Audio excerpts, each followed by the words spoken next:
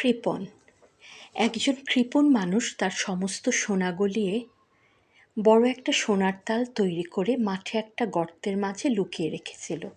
প্রত্যেক দিন মাঠে গিয়ে সে সোনার তালটা বের করে সেটার দিকে লোভীর মতো তাকিয়ে থাকত।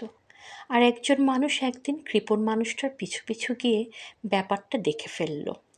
তারপর রাতে এসে সে সোনার তালটা চুরি করে পালিয়ে গেল। পরের দিন কৃপণ মানুষটা মাঠে গিয়ে দেখে তার সোনার তালটা চুরি হয়ে গেছে।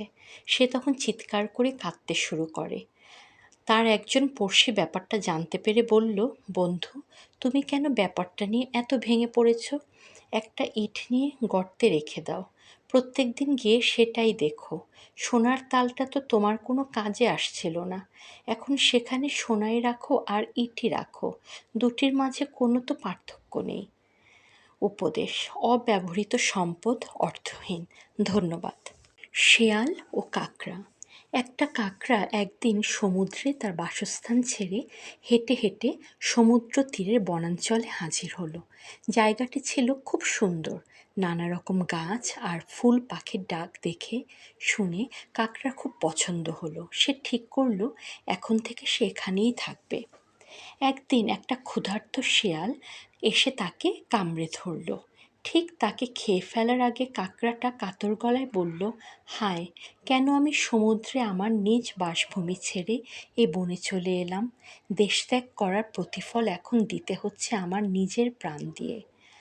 সুবচন: নিজের যেটুকু আছে তাতেই সন্তুষ্ট থাকতে হয়। ধন্যবাদ। চাষি ও তার ছেলেরা। মৃত্যুপথযাত্রী একজন চাষি তার ছেলেদের ডেকে বলল, আমি কিছুক্ষণের মাঝেই মারা যাব। মৃত্যুর আগে তোমাদের আমি একটা কথা বলে যেতে চাই। আমার যে আঙুর বাগান আছে সেখানে আমি তোমাদের জন্য একটা গুপ্তধন লুকিয়ে রেখেছি। তোমরা সেটা খুঁড়ে বের করে নিও। চাষি মারা যাবার সাথে সাথে ছেলেরা খন্তা কোদাল নিয়ে খুঁড়োখুড়ি শুরু করে দিল। সমস্ত আঙুর ক্ষেত ওলটপালট করেও তারা কোনো গুপ্তধন খুঁজে পেল না।